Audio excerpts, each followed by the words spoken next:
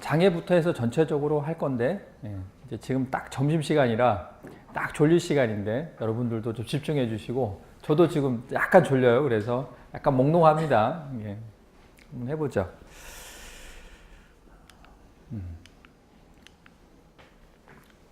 장애부터 할 건데,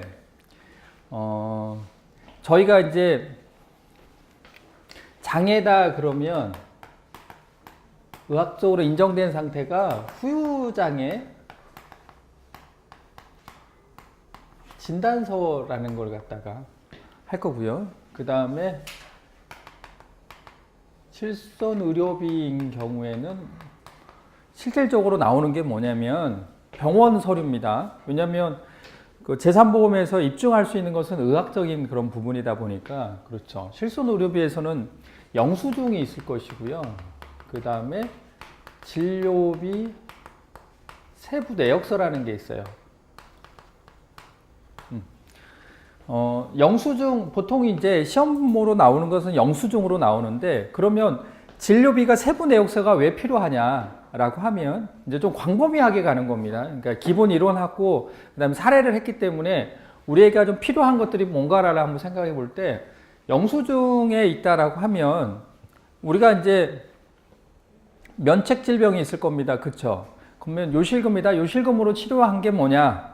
그러면 치료한 것들이 치료라고 하지만 구체적으로 들어간다고 하면 약 처방, 아니면 거기에 대한 수술 비용이 들어갈 것이고 기타 약물 같은 것들이 들어갈 거예요. 그래서 이 영수증으로는 전체적인 영수증인 거죠. 그래서 몰라요. 그래서 우리가 사례 문제 할 때 이렇게 해가지고 기타 사항 해가지고 상급 병실료 차익은 얼마입니다. 요실금으로 얼마, 뭐 수술 얼마, 뭐 이렇게 들어갔습니다 하는 것들이 진료비 세부 내역서예요. 그래서 저희가 약관 할 때, 이제 실손할 때 할 때인데, 요거를 갖다 확인할 수 있도록 꼭 이거를 들어갑니다. 그래서 비급여 항목이 뭐가 들어가는지 이런 것들을 확인할 수 있을 거예요. 그러면 질병에서는 뭐가 들어갈 수 있을까요? 질병에서 진단비가 들어갈 거예요. 그렇죠? 그러면 진단서가 들어갈 거예요. 예. 그 뭘로 입원했는가? 입원 일당이다 그러면은 뭘로, 어떠한 질병으로 질병 코드가 있을 것이고, 입퇴원 확인서라고 한다면 그게 뭘로 며칠간 입원했는가라는 걸 될 것이고, 진단서라고 한다면 이렇게 될 거예요. 그럼 암에 대해서는 뭐가 들어갈까요? 예, 그렇죠.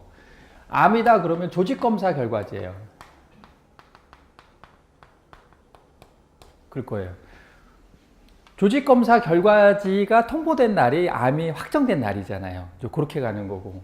그러면 뇌졸중이다 라고 하면 뭐가 들어갈까요? 판독지가 들어갈 거예요. 물론 진단서가 같이 들어가고 조직검사 결과지나 판독지가 들어가거나, 그러니까 이거는 병리, 조직병리 검사를 하거나 진단검사의학과, 진단검사를 해서 나온 것들이에요. 백혈병 같은 경우는 혈액검사를 해야 되잖아요. 그렇죠. 근데 판독지 같은 경우는 영상이잖아요. 영상. 어떤 영상을 촬영을 하고 그거에 대한 판독이 나온 거죠. 의사 선생님이 해서. 그거랑 같이 진단서랑 같이 가는 거예요. 그렇죠. 그렇게 갈 것이고. 대체적으로 이제 크게 봤을 때 이제 이렇게 가는 거죠. 그러면 후유장애 진단서라고 했을 때 그 내용들이 들어가게 된다는 거예요. 그러면 장애라고 했을 때 가장 먼저 나와야 될 게 뭐냐면, 하나의 상해당 하나의 그 질병으로 인해서 나오는 것들이라는 거죠. 그렇다고 한다면 장애 진단명이 나올 거예요. 왜냐하면 장애라고 하는 것은 기본적으로 질병이나 상해에 대해서 뭐라고 해요? 치유된 후라는 거잖아요. 뭔가 치유가 돼야 되잖아요. 그렇죠? 그래서 장애 진단명이라는 게 나오고, 그 다음에 치유가 되는데도 훼손 상태가 있다, 기능 상실 상태가 있다라는 것들을 뭘로 판단하냐면, 그 당시에 장애가 인정이 되는 경우가 있고 안 됐을 때는 그 판단 시점이 6개월이라는 거죠. 그래서 고정될 것으로 인정되는 상태. 그래서 발생 시기가 필요하죠. 왜냐하면 상해로부터 6개월이냐? 왜냐하면 정신행동 같은 경우는 18개월로 가잖아요. 그래서 18개월 이전에 나온 후유장애 진단서는 의미가 없죠. 그렇죠? 그리고 추간판 탈출증으로 인한 신경장애가 있다 그러면 시술 후 6개월이에요. 그럼 발생 시기가 중요한 것도 있지만 수술 시기도 굉장히 중요하겠죠. 그런 부분들을 알 수 있고, 그 다음에 장애의 내용과 그 정도라는 것은 훼손 상태, 그 다음에 기능 상실 상태에 대한 부분일 거예요. 그 내용이 들어가야 되고, 사고와 인과관계는 상해 후유장애인 경우에는 그게 이제 기여도 문제가 되겠죠.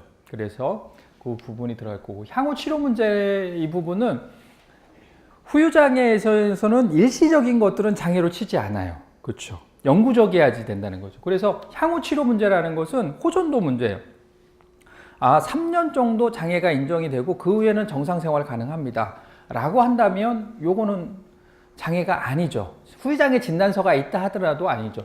그리고 호전도 뭐 괜찮아질 것이다 라고 한다면 될 거예요. 그래서 영구적인가 아닌가가 중요할 것이고, 그 다음에 향후 치료 문제, 만약에 다리에 골절이 있어서 금속 내고정술을 했다. 근데 이 내고정술이 장애에 영향을 미칠 것인가 안 미칠 것인가에 대한 부분도 있을 거예요. 그래서 그런 내용들이 들어갈 겁니다. 그렇게 될 것이고, 그래서 13개 부위 중에 신경계, 정신계, 장애 쪽 12개 부위를 뺀 신경계, 정신계 이쪽에서는 뭐가 들어가야 되냐면 장애의 내용에 개요가 필요하죠. 왜냐하면 일상생활 기본 동작 제한 평가표로 평가하기 때문에 일상생활 동작 기본 동작 제한이 얼마나 있느냐, 그 말은 뭐냐면 내가 일상생활 기본 동작을 이 정도 못하니까 누군가가 도와줘야 됩니다가 개요겠죠. 그래서 이끌 것이고, 객관적인 이유와 내용이 있어야겠죠.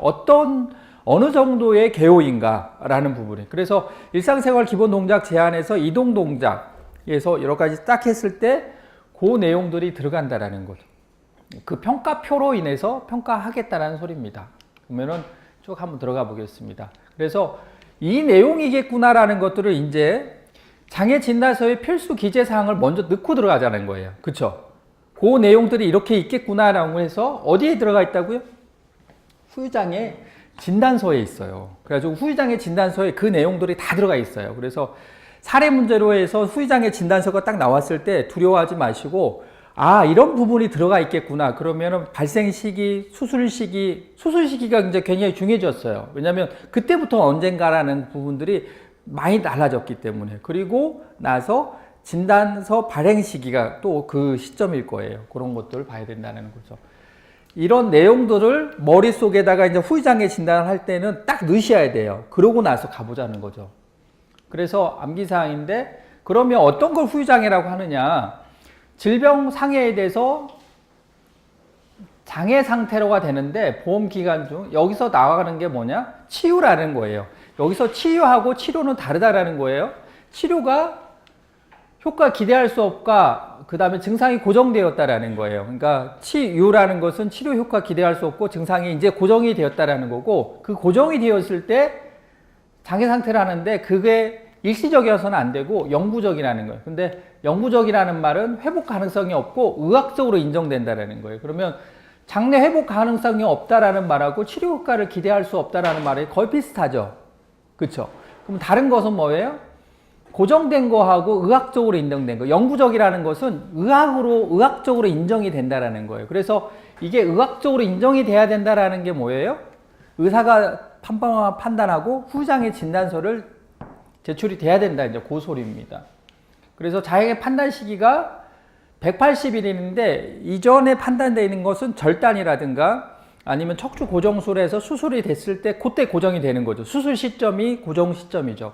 그렇게 하는데 그 외 장애 기타 부위에서는 180일 이내로 한다라는 겁니다. 그래서 여기가 중요한 것은 뭐냐? 의사의 진단에 기초하여서 라는 말은 뭐 그냥 통상적인 말이죠. 고정될 것으로 인정되는 상태가 장애의 상태인 거죠. 고정될 것으로 인정된 상태가 굉장히 중요하죠.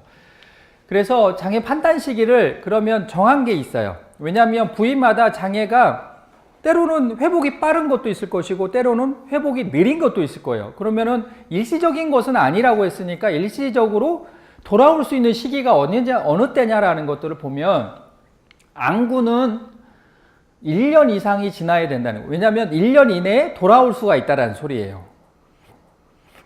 그 다음에 말하는 기능에서는 1년 이상 지속적인 치료를 하면 다시 돌아올 수가 있다는 거예요.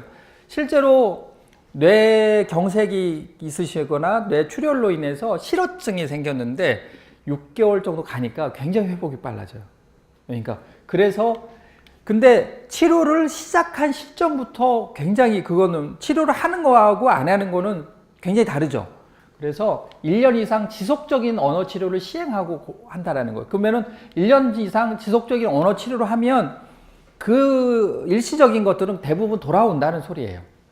그 다음에 평형 기능에서는 직전 1년 이상 지속적인 치료 고착되었을 때 한다라고 했는데, 평형도 보면은 그 이석증이라고 하기도 하고 메니에르라고 하는데 굉장히 어지러워요. 근데 이것의 증상이 뭐냐면 멀미 증상하고 똑같아요. 아무렇지도 않은데 그분은 계속 도는 거예요. 그러면 누워 있다가 살짝만 돌려도 안 좋죠. 근데 이분들의 치료는 뭐냐면 누워 있는 거예요.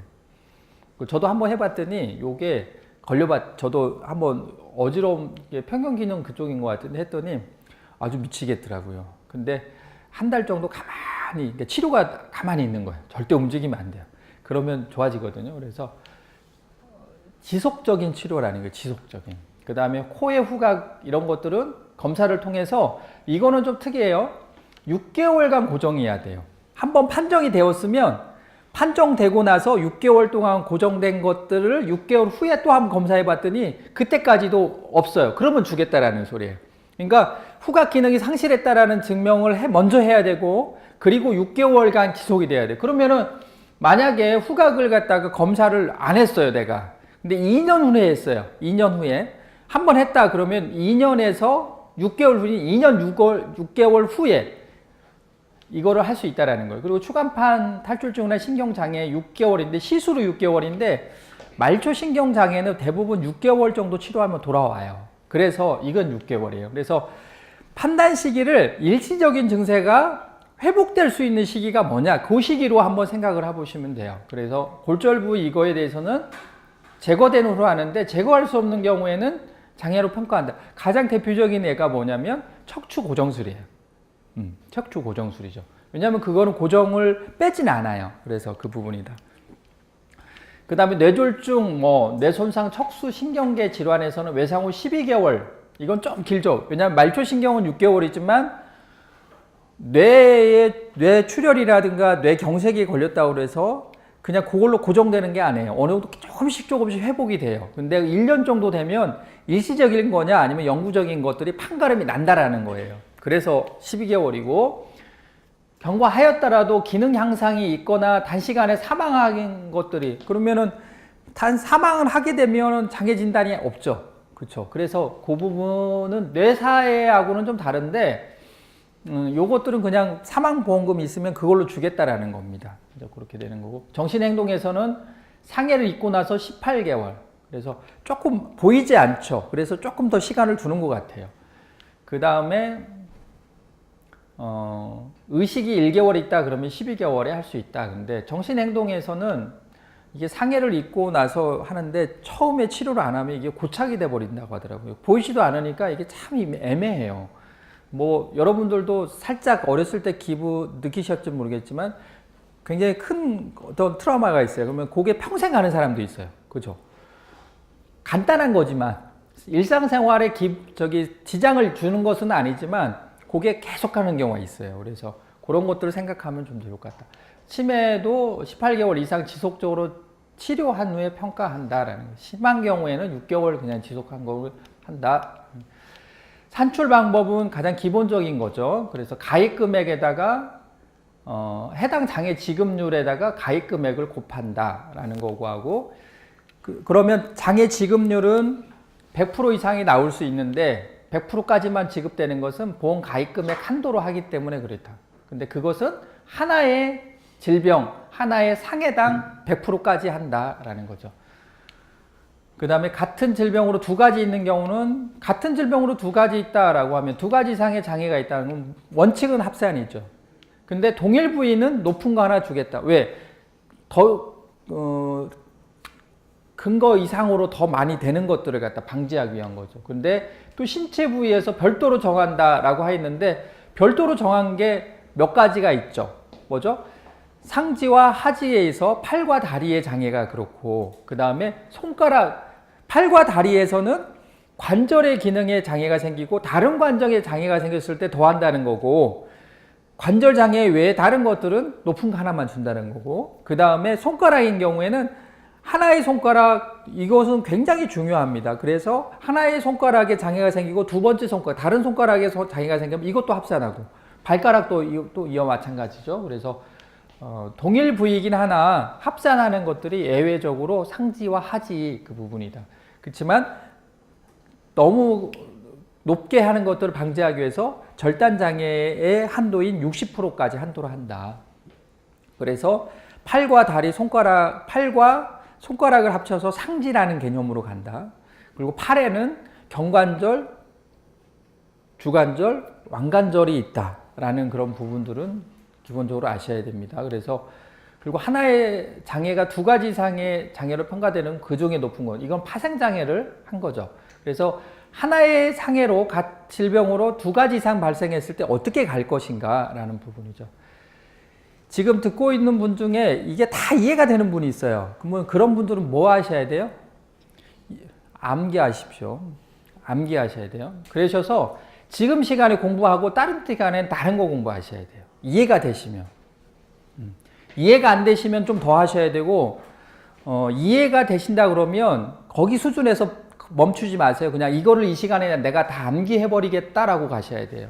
그렇게 가셔야 됩니다. 그러기 위해서 암기 노트 강의 시간이 있는 거예요. 그래서 이 시간을 그냥 보내지 마세요. 이 시간에 내가 암기해버려야겠다라고 생각하세요. 이거 지금 사례반 하면서 이거 몇 번 했어요? 5번 이상 했어요. 그러면 암기해야 돼요. 암기하신다 생각하고 가셔야 돼요. 덤비셔야 돼요. 그냥 내가 이해만 하고 끝나겠다라고 하시면 안 돼요. 악화된 장애 상태에서 뭐가 되냐? 장애 지급률이 결정되었는데 요게 이제 되는 게, 장애에서는 뭐가 되냐면 영구적인 것만 장애예요. 영구적인 것만. 일시적인 것은 아니에요. 근데 예외적으로 5년 이상이 되는 것은 해당 장애 지급률 20%만 인정이 된단 말이죠. 그러면 5년 동안 이상인 경우에는 20%만 인정하는데, 그러면은 그 장애가 5년 후에도 만약에 이렇게 해서 5년 동안 있다고 했는데 여기에서 더 장애가 있는 거를 5년 때 판단할 수가 있잖아요. 요때 판단할 수 있어서 갈 수 있다는, 이건 가중된 거다. 아까는 25년 이상이라고 그랬는데 여기서 보니까 이거는 영구다 라고 판단할 수도 있잖아요. 그래서 여기 시점에서 할 수가 있는 것이고, 또 하나는 5년은 안 됐어요. 영구라고 다 판단이 됐어요. 근데 상태화 하다 보니까 상해가 발생이 됐고 1년 정도가 됐어요. 근데 이때 악화가 됐어요. 계속 상태가, 치료는 누구든지 몰라요. 아까 영구적이라는 말에 그 다음에 그 판단 시기에서 180일 하면서 고정될 것으로 인정되는 상태지 의사가 점쟁이는 아니에요. 그리고 확정할 수 없어요. 왜? 환자마다 다 달라요. 그렇기 때문에 어떻게 나갈지는 몰라요. 최선을 다하겠지만. 그래서 1차 장애가 발생이 되고 언제 2차 장애가 이때 확정되는 거잖아요. 가중됐다라는 것은 하나의 사고예요. 하나의 사고, 그러니까 하나의 상해로 인해서 1차 장애가 발생했는데 치료가 더 악화가 돼버린 거죠. 그래가지고 요때 가중되었다라는 거예요. 그러면 요때 가중되었을 때 요때 다시 판단을 하는 거예요. 그러면 이때를 판단으로 간다는 거죠. 그래서 이제 악화된 장애 상태가 있는 거예요. 그러니까 치료를 했는데 다 좋아질 수는 없어요. 어떤 분들은 치료했는데도 더 악화될 수가 있어요. 왜냐하면 그 질병이나 그 상해에 그 특성이 그렇다고 한다면 그렇게 될 수 있겠죠. 그래서 요게 있고요.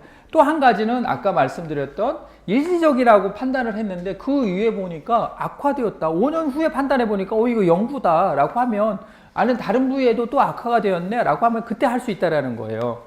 그래서 보장받을 수 있는 기간에 악화된 때에는 그 장애 상태를 결정하는데, 계약이 효력이 없어진 경우가 문제가 되는. 그 계약에 이미 다 보험 기간 안에 악화가 됐다 그러면 다 보상해주면 돼요. 근거가 분명하면. 근데 만약에 요때 계약이 해지가 됐다. 뭐 계약 전 알릴 의무나 계약 후 알릴 의무로 인해서 해지가 되거나, 아니면 이 사람이 키로를 계속 내다 보니까 돈이 없어. 그래서 보험료를 낼 돈이 없어. 그래서 이미 해지해버렸어요. 그러면 사라져버린 거잖아요. 그러면 그때 어떻든 이유든 간에 보험이 해지가 되는, 그래서 계약 효력이 없어진 경우에 보장받을 수 있는 기간이 뭐냐라는 거예요.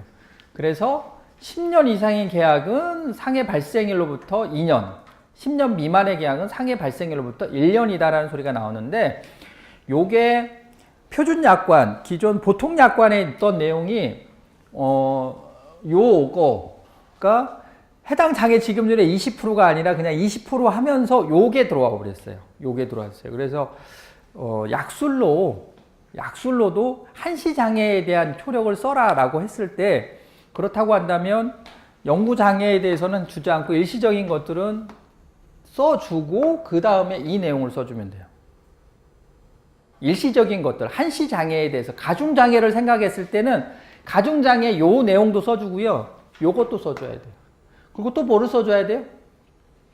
악화된 경우에 대해서 그 예로 그 상해로 인한 상태가 더 악화될 수가 있다. 그거 하나 써주고, 그 다음에 하나는 요거 일시적이라고 판단했는데 나중에 보니까 일시적이 아니더라 라는 거죠. 그걸 써주고 요걸 써주셔야 돼요. 같이 써주셔야 됩니다. 그러니까 변경되고 분류표 총칙, 장애 분류표 총칙에 들어온 내용이에요. 그러니까 이거는 조금 주의 깊게 보셔야 됩니다.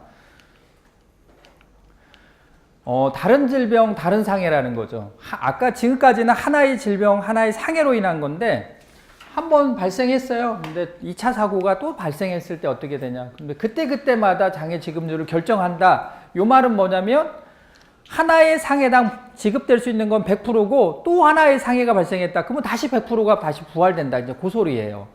그때 한다. 이때 해당하는 장애 지급률을 결정한다. 이때 예전에 70% 줬으니까 30% 갖고 하는 게 아니다. 그러니까 맥브라이드하고 다른 게 요 개념입니다. 근데 이미 동일한 부위에 가중되었을 때는, 그러니까 하나의 장애가 악화된 것도 있지만 하나의 사고로 인해서 이미 그때 결정을 하지만 이미 하나의 상해로 인해서 슬관절에 문제가 생겼는데 다시 슬관절이 악화가 되었다라는 거예요. 이건 다른 상해로 인해서. 그러면 보험금에서 빼주는 거예요. 요때가 보험금이에요. 요때가. 왜냐면 이미 지급을 해버렸으니까 그 보험금에서 빼는 거예요. 요때가. 그리고 가중된 상태, 하나의 상해나 질병으로 가중된 상태는 악화된 상태, 가중된 상태를 기준으로 장애를 평가하기 때문에 장애 지급률을 빼면 돼요.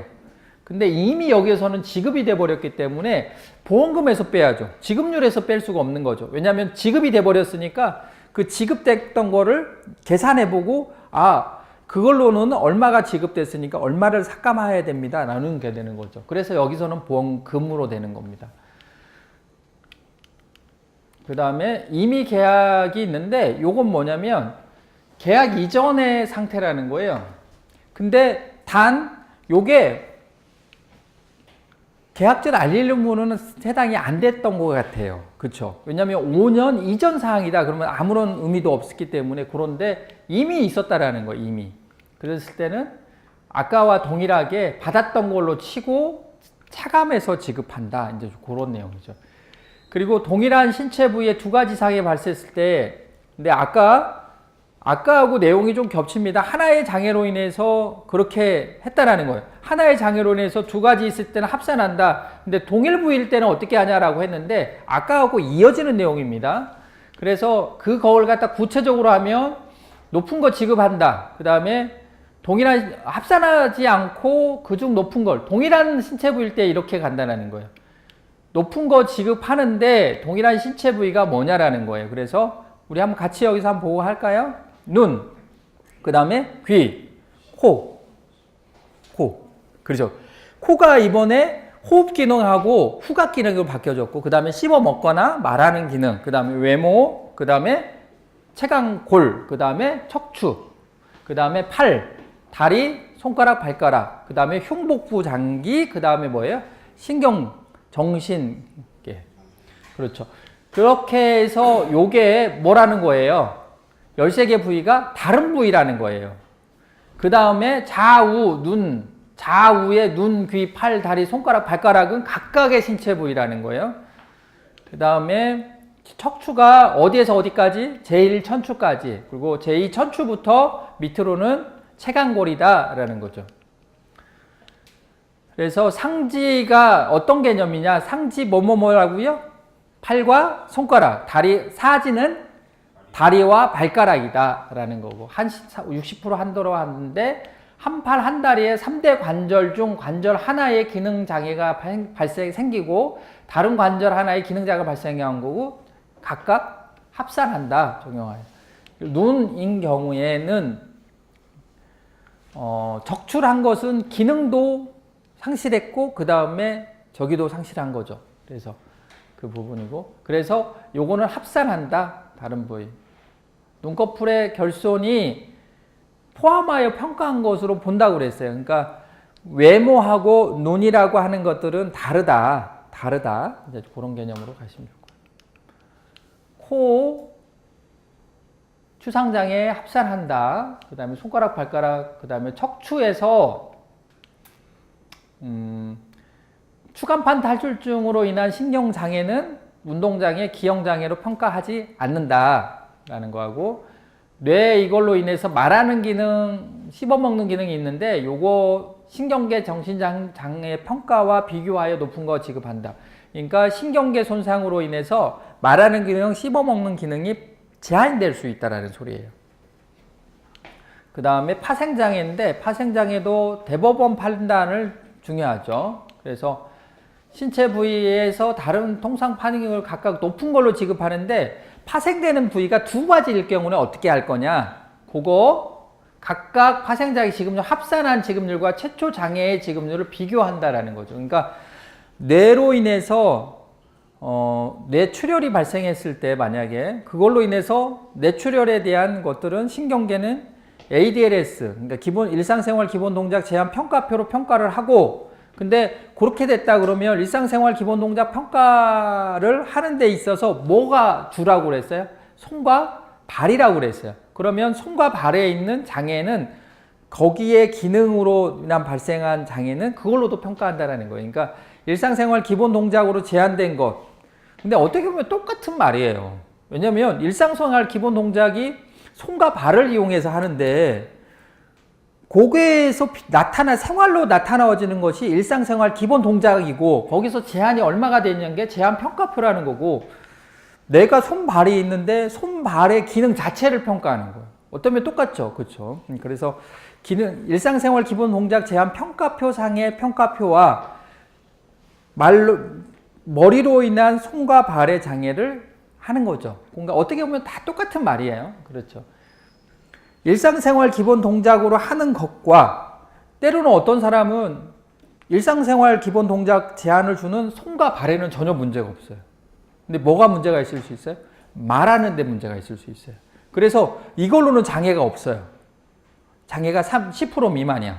근데 말로는 못하니까 여기에서는 그러면 말하는 기능으로 가겠다는 소리예요. 씹어먹는 기능으로 가겠다는 거예요. 그렇죠. 그렇게 가겠다는 겁니다. 파생장애 결정안 이거는 넣어놨거든요. 그래서 요거 그 계산 문제를 풀 때 복수의 장애가 있다 그러면 하나의 장애 A로 놓고 그 다음에 A1, A2 이런 식으로 해서 높은 거 하나 준다라는 거죠. 흉복부 장기도 신경계 쪽은 아닌데 요거를 갖다가 ADLS로도 평가를 하겠다는 거. 왜냐면 심장을 갖다가 팍 했어요. 근데 이분이 심장 쪽에 문제가 있지만 다른 거에 또 문제가 있을 수 있다. 그러면은 일상생활 기본 동작이 얼마나 되느냐 봐가지고 그렇게 할 수 있다라는 거예요. 심장이 안 좋으면 뭐가 안 될까요? 일상생활 기본 동작 제한 평가표상에 있는 이동 동작의 제일 마지막에 뭐가 있냐면 100m 이상에 대한 부분이 있어요. 그러면 10%잖아요. 심장이 안 좋아요. 근데 그걸로라도 갈 수 있잖아요. 그렇죠. 그러니까 그런 부분 할 수 있다는 거죠. 신경계는 그 말이고 뇌사 판정 받은 경우에는 식물인간 상태가 아닌 식물인간 상태는 평가 기준에 따라서 가겠다라는 거예요. 식물인간이라는 것은 못하겠죠. 손과 발 못하겠고 여기 뭐 내부 장기 뭐 그런 것들은 할 수 있을까요? 그래서 근데 식물 인간 상태 자체가 몇 프로예요. 근데 요거는 뭐가냐면 하나의 질병, 확정된 질병, 하나의 상해로 인한 식물 인간이어야 돼요. 여러 가지가 합쳐서 나왔다 그러면 또 안 돼요. 이런 거. 질병인 경우에는. 그렇다는 거죠. 치아의 결손이라고 하는 것들은 이렇게 발치한 거, 상실이나 발치된 경우에 상실이나 발치된 경우인데 만약에 금관으로만 씌웠다, 어느 정도 살리고 했다, 그러면 그건 2분의 1로 친다라는 거죠. 2분의 1 친다라는 게 외모에도 있었어요. 얼굴 쪽은 아니고 목과 머리인 경우에는 얼굴의 2분의 1. 그게 어떻게 됐을 때? 이렇게 겹쳤을 때 2분의 1로 한다라는 게 있었어요. 그 다음에 한시적인 장애에 대한 부분들은 이렇게 되죠. 그래서 여기 한시적인 장애로 나타나는 장애가 요 부분, 장애 취급률의 20%를 장애 취급률로 합니다 라고 하고 그 가중된 거, 악화됐는데 없어진 경우를 갖다가 딱 얘기하고 있습니다. 악화된 장애 상태를 기준으로 한다는 거예요. 이것은 하나의 상해, 하나의 질병으로 인한 것은 두 번째 장애가 뭐냐면 만약에 3번 받을 수 있어요. 하나의 상해로 인해서 한 번 장애 진단을 받았어요. 그리고 두 번째도 받았는데 또 악화가 돼. 그래서 3번째 받을 수 있는 거죠. 4번째도 받을 수 있어요. 근데 결론은 뭐냐면 두 번째까지는 악화된 장애 상태.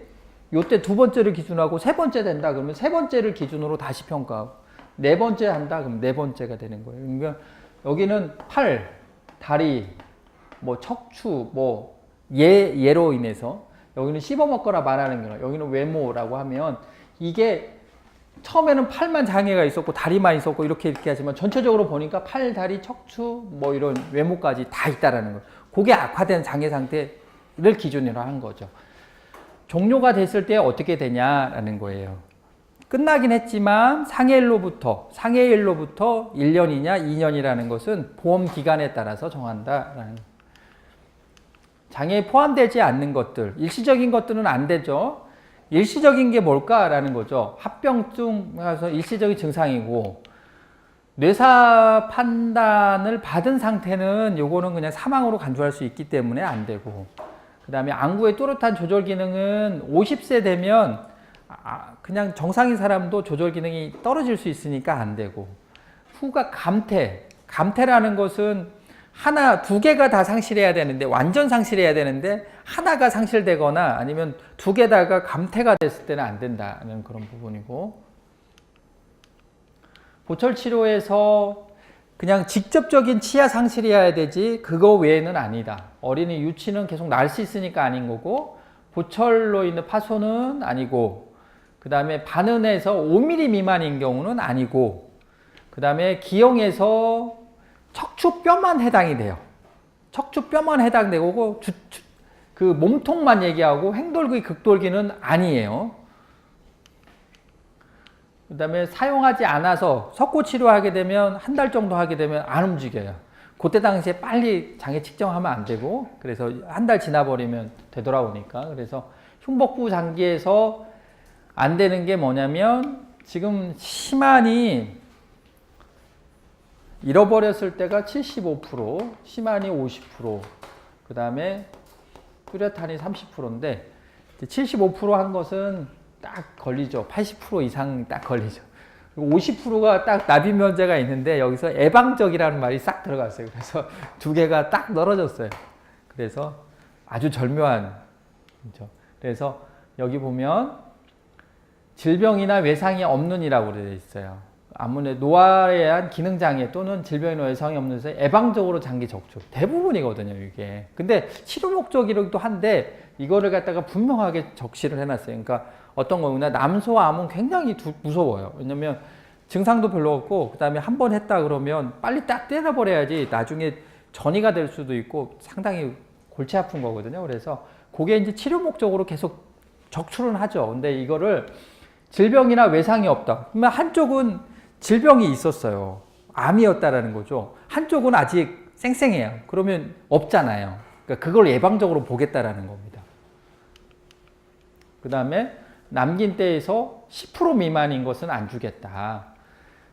그리고 13개 부위에서 각각 최소 있어요. 발가락에 3%, 뭐 어디에는 15% 있는데 그 미만들은 다 장에 해당이 안 된다는 거죠. 집중적으로 치료하지 않고 하는 것들은 아닌 거고, 그 다음에 신빙성이 없는 걸로 인한 것도 안 된다라는 거고, 그 다음에 여기 보면 기질적 증상이 없어요. 그냥 정신행동 쪽에서는 뭔가 보여서 되는 게 아니기 때문에 외상후 스트레스 장애, 이거 굉장히 무섭습니다. 만약에 교통사고 났는데 제가 말씀드렸지만 가족이 한번 잃을 수도 있겠다라는 것들을 염자긴 한데, 이거 외상후 스트레스 장애 생겨서요, 막 자살의 충동을 굉장히 막 하는 사람들도 되게 많아요. 왜냐면 지금까지 그런 공포를 느껴본 적이 없어요. 그런 공포를 느끼니까 자기도 주체가 안 되는 거예요. 약을 먹지 않으면 안 되고, 막 그런 상태가 외상후 스트레스. 여러분들의 상태인가요? 뭘로 해야 돼? 뭔가, 그쵸?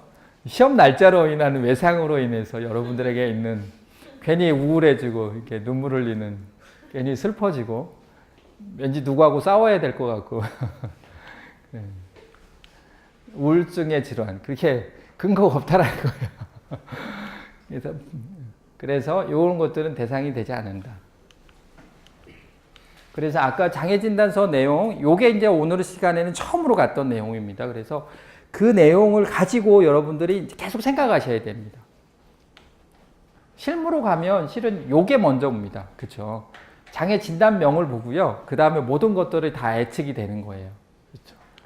가고, 그 다음에 준용장애, 직업, 연령, 성별, 이게 이제 꼭 산재와 같은 그런 성격이 있죠. 그 다음에 최저장애는 법을 인정하지 않는다.